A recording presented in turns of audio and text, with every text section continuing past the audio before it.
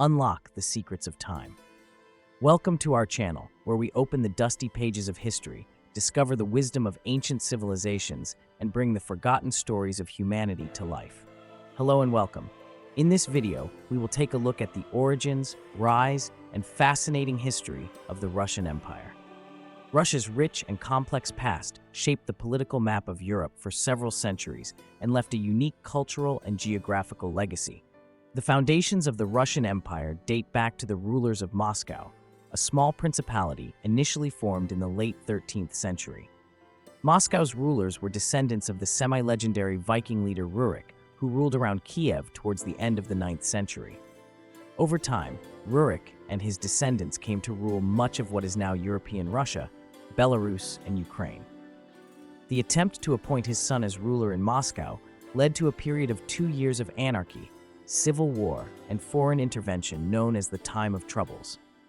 The subsequent Orthodox and proto-nationalist revolt drove out the Poles and elected Michael Romanov, a member of an aristocratic family prominent since the founding of Moscow and one that had intermarried with the reigning dynasty. The memory of the troubled times greatly reinforced the belief that only a powerful and legitimate monarchy could save the Russians from internal anarchy and foreign domination. This memory was one of the foundational myths of the Romanov dynasty and empire. The political system and traditions of the Muscovite principality were deeply influenced by its geographical setting. No other great sedentary empire in history had a heartland in such a northern latitude, so far from the centers of international trade and culture. Moscow was approximately 1,300 miles northeast of Constantinople, which was at the center of trade routes linking the Mediterranean region to Asia since ancient times. It was even further from the Atlantic, which became the center of the global economy from the 18th century onwards. In terms of civilization, Moscow was perched on the furthest periphery of the Orthodox and Byzantine community, which itself by 1450 was much the junior partner in the European and Christian world. The distance from the great trade routes and cultural centers meant relative poverty, few towns, and small numbers of merchants, professionals, and skilled craftsmen. States able to tap into international trade could place smaller tax burdens on their people.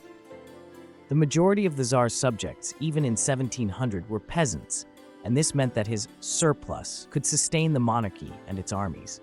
In most of the world's great agrarian empires, peasant farmers lived in densely populated and fertile river valleys. In Russia, however, the peasantry was thinly scattered across a vast but infertile zone. Even in 1750, the empire's population was smaller than that of France. Distance and climate imposed a high tax on all the operations of the Russian state, economy, and people. Fixing the population to the soil, in other words, serfdom, was the only way to sustain the state, its armed forces, and the warrior landholding elite. No other great sedentary empire in history had a heartland in such a northern latitude, so far from the centers of international trade and culture. There was nothing at all inevitable in the rise of a powerful state in the Muscovite heartland.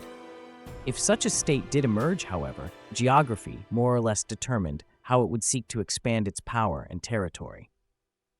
One reason for the foundation of the city of Moscow was its good water communications with Russia's greatest river, the Volga, and thereby its links to the Baltic and Caspian Seas. Any state rooted in Moscow would seek to control these waterways and their outlets to the sea in order to stop its trade being constrained, taxed, and interdicted by rival powers. Even more elemental was the drive to expand out of the poor soils of the Muscovite heartland towards the much more fertile land of the steppe.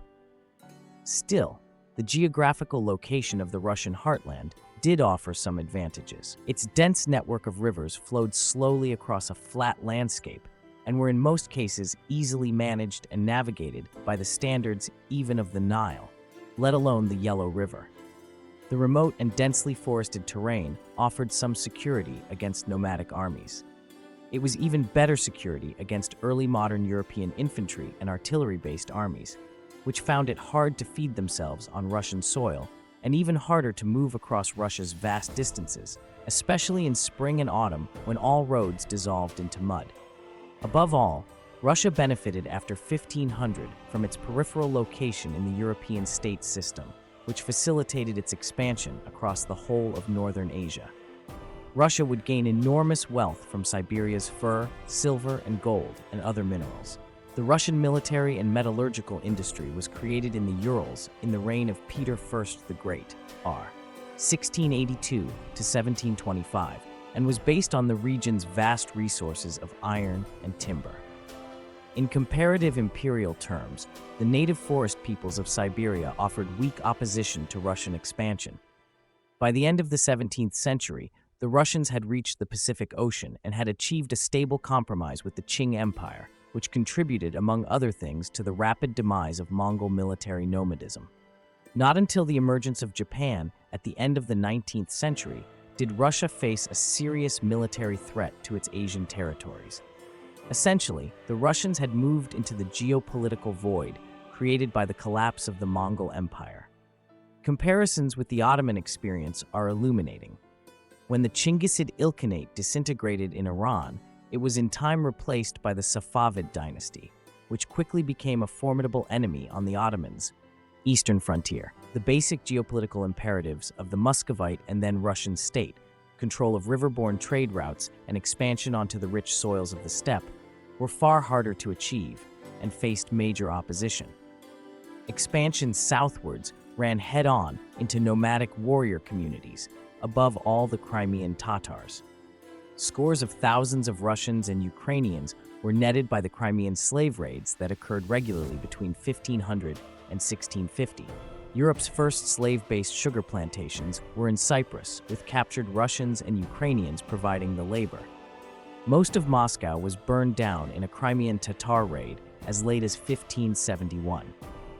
Building and manning the fortified lines that protected Russian colonization as it advanced across the steppe from the 16th to the 18th centuries could only be achieved by a state capable of mobilizing resources and manpower on a considerable scale. Behind the Crimean Tatars stood their overlord, the Ottoman Sultan. In military terms, the Ottoman Empire was more powerful than Russia until the 18th century. In 1711, the Ottomans came close to destroying Peter the Great and his army and forced the Tsar to make a humiliating peace. Even later in the 18th century, it took enormous military and logistical efforts to secure Russia's hold on the northern shore of the Black Sea, and thereby make possible the economic development of southern Russia and Ukraine. For a state rooted in the Moscow region, access to the Baltic was always likely to be an earlier and more credible priority than advancing across the steppe to challenge Ottoman dominance of the distant Black Sea coastline. From early days, Russia's rulers fought on two fronts, northern and southern. Managing diplomatic relations in order to exploit opportunities as they arose in one of these theaters and avoid simultaneous two-front wars required diplomatic skill and experience. In the early 18th century, Russia fulfilled its long-held goal of establishing its control over the southeastern shore of the Baltic Sea. Opening up the trade routes to the booming economies of Western and Central Europe led to enormous economic gains, but it also embroiled Russia in direct competition with the European great powers. Right down to 1917, the single greatest priority for Russian czars was to maintain the empire's security and status in competition with the economically and culturally more advanced great powers to its west. This continued to be true for the czar's communist successors. Any state whose roots lay in the bare Muscovite heartland and which evolved through surmounting these geopolitical challenges was unlikely to be a model of liberty and benevolence. Once again, comparisons with the Ottomans are to the point. The Russian and Ottoman empires were located on the immediate periphery of Latin Europe in an era, 1500 to 1918, when European power grew enormously and came to dominate the world. The Russian people paid a high price for the creation of an often ruthlessly exploitative state and its military machine. On the other hand, as we have seen, Ottoman failure to sustain the state's military power led in time to the killing or ethnic cleansing of millions of Muslims in the empire's northern borderlands and European domination and even colonization of the Islamic heartlands. By the traditional measure of empire, in other words, military power and glory, Russia did much better than the Ottomans in the 18th century. Leadership was a major factor in Russian success and Ottoman failure in this geopolitical competition. Two longer-term structural factors were also vital to Russian success. First, the creation of an effective but ruthless system to control and mobilize Russian manpower through serfdom and conscription into the armed forces.